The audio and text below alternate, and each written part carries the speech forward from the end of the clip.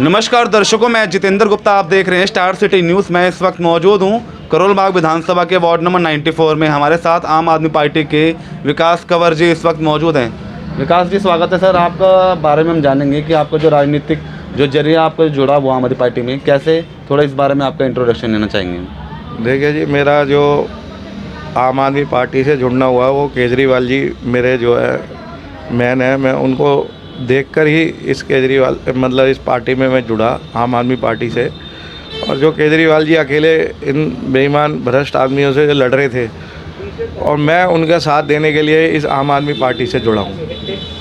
और हमारे एमएलए विशेष रवि जी बहुत बढ़िया काम कर रहे हैं पूरे इलाके के अंदर, और उनको देखकर भी मैं उन्हीं के साथ हूँ और आगे भी उनकी समाज सेवा भी करता रहूँगा और उनकी भी सेवा कर रहा हूँ। मैं उनके जो कार्य है वो मुझसे कहते हैं, मैं वो कार्य सारा करता हूँ। अच्छा, आपका सर जो 94 वार्ड से किस प्रकार का जनसंपर्क है लोगों के बीच? मेरा जो जनसंपर्क है, एक तो हम बहुत पुराने यहाँ के रहने वाले हैं। 1947 से मेरे मदर फादर पाकिस्तान से आए थे, लाहौर से, हम रफूजी हैं।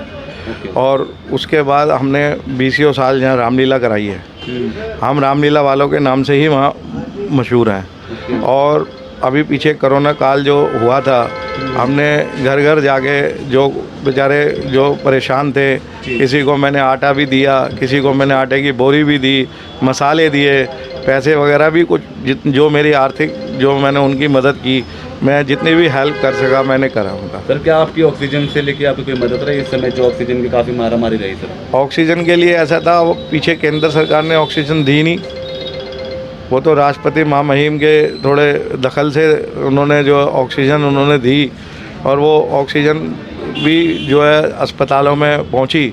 अब तो केजरीवाल जी ने खुद इतने प्लांट विदेशों से मंगा लिए कि हॉस्पिटल वालों को प्राइवेट हॉस्पिटल में भी लगाई, उन्होंने सरकारी हॉस्पिटलों में भी लगाई है। और अब अब इतनी ऑक्सीजन है कि अब ज़्यादा ऑक्सीजन की ज़रूरत पड़ेगी नहीं। अगर सर तीसरी लहर आती है दिल्ली में, भगवान चाहे ना आए, अगर आती है तो क्या प्लानिंग है सरकार की? देखिए, केजरीवाल जी ने जो कार्य किए हैं कि भाई रातों रात उन्होंने जो है तंबू वाले अस्पताल बनवा दिए और वैसे भी पक्के हॉस्पिटल बनवाए उस समय, जिससे दिल्ली के लोगों को आराम भी मिला। और जो दिल्ली से बाहर के लोग थे, एनसीआर के लोग, जो वो भी अपना इलाज वगैरह करा के कोरोना काल के अंदर गए हैं। और केजरीवाल जी ने तो वो कार्य कर दिखाया जो कभी बजरंगबली हनुमान जी ने काम किया था त्रेता युग के अंदर, कि वो इतना बड़ा पहाड़ उठा के लिया है जड़ी बूटी के रूप में। तो केजरीवाल जी को तो मैं हनुमान जी समझता हूँ, जो दिल्ली की जनता के लिए उन्होंने जो है जड़ी बूटियों वाला ही काम कर डाला कि वे सबको आराम दिया और सारे ठीक होके गए। तो सर, इस बार क्या लग रहा है एमसीडी में, दिल्ली में आम आदमी पार्टी के कुछ लग रहा है इस बार? बहुत बिल्कुल 100% ये आम आदमी पार्टी सरकार बनाने जा रही है एमसीडी के अंदर। इन एमसीडी में इन्होंने जो बेईमानी की है, जो घपला किया है, मैं तो समझता था कि भाई बोफोर्स का सबसे बड़ा घोटाला है कांग्रेस ने जो किया था। 160 करोड़ का बोफोर्स तोप का घोटाला था राजीव गांधी के टाइम पर, लेकिन वो बहुत छोटा बच्चा निकला वो घोटाला। उससे बड़ा फिर कांग्रेसियों ने कॉमनवेल्थ के गेम में उन्होंने कर डाला, उससे ही बड़ा, जिनके आज भी नेता और जो उनके मंत्री थे आज भी जेल में बंद हैं, जो उन्होंने कई लाखों करोड़ों का घोटाला करा कॉमनवेल्थ में कांग्रेसियों ने। और उससे बड़ा एमसीडी के लोगों ने, जो एमसीडी है बीजेपी की, उसके अंदर घोटाला करा इन्होंने। जो एमसीडी के बीजेपी के जो स्कूल अंडर में आते हैं और बच्चे जो स्टूडेंट छोटे छोटे बच्चे हैं, उनकी किताबों के पैसे ये जो सरकार देती थी उन बच्चों के लिए, उनकी किताबों के भी पैसे ये खा गए। उन्हीं बच्चों को ही, एमसीडी के बच्चों को वर्दियाँ मिलती थी सरकारी स्कूल में, उनकी वर्दियों तक के पैसे ये खा गए। वो 25,000 करोड़ का घोटाला है, जो सबसे बड़ा घोटाला है बीजेपी सरकार का। इन बीजेपी सरकार ने जो घोटाला करा है एमसीडी सरकार, अब इनका बचा ही कुछ नहीं। अब इन्होंने धीरे धीरे, अभी थोड़े दिन पहले ही अभी इन्होंने एक नॉवल्टी सिनेमा एमसीडी का जो 200 करोड़ रुपए का था, वो इन्होंने अभी बहुत ही मामूली 32-33 करोड़ के अंदर इन्होंने वो बेच डाला। और अभी थोड़े दिन में अब आपको पता ही चल रहा है माध्यम से, अखबार के माध्यम से, टीवी समाचारों के माध्यम से कि ये एयरपोर्ट भी वगैरह बेच रहे हैं, रेलवे स्टेशन इन्होंने बहुत सारे बेच डाले हैं। अब थोड़े दिन में अब ये हमारे ये गली मोहल्ले हैं जिसमें हम चलते हैं, ये भी बेच डालेंगे। जनता क्या चाहती है 2022 में सर? इसमें ये चाहती है कि जनता के भाई हमारे को इनसे मुक्ति मिले, इस गुलामी से। और केजरीवाल जी जो कई स्टेटों के नए सरकार बनाने जा रहे हैं आम आदमी पार्टी की, वो ये चाहते हैं कि भाई हमारा भी मुख्यमंत्री ऐसा ही हो, और देश की प्रधानमंत्री की कुर्सी खुद इंतज़ार कर रही है केजरीवाल जी का।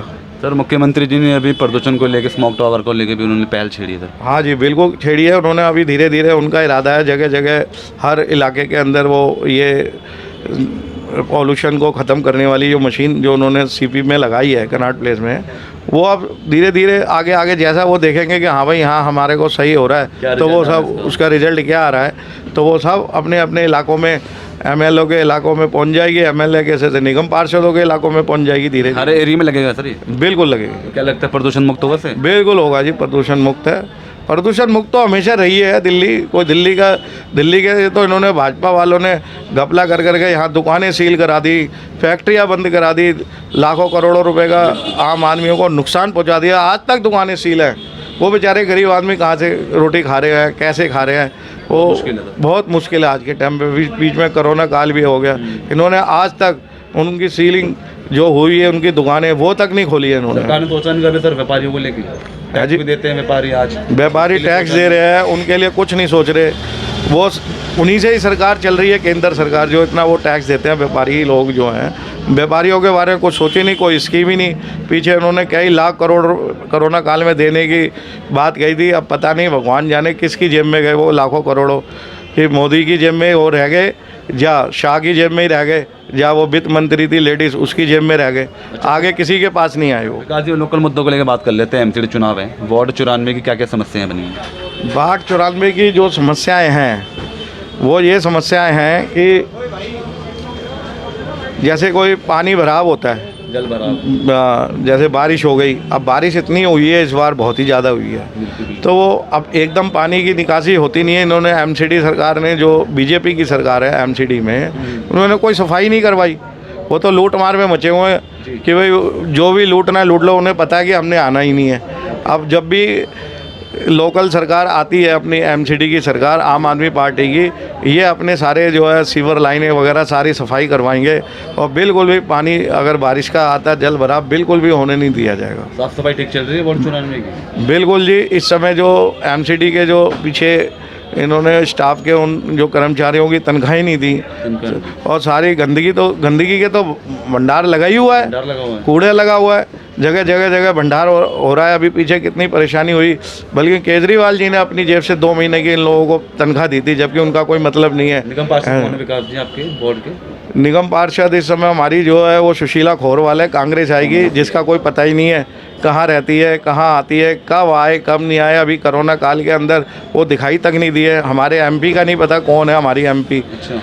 तो हमारे जो भी कार्यकर्ता है, हमारे एमएलए साहब विशेष रवि जी, वही कोरोना काल में भागते रहे, हम भी भागते रहे।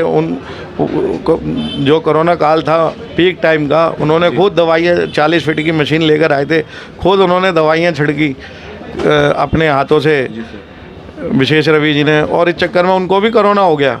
मैं भी विशेष रवि जी के साथ था, उस मशीन के साथ मुझे भी हुआ 2 दिन के बाद, मैं भी ठीक होकर आया। वो भी, उन्होंने भी जंग लड़ी कोरोना काल से, वो भी ठीक हुए।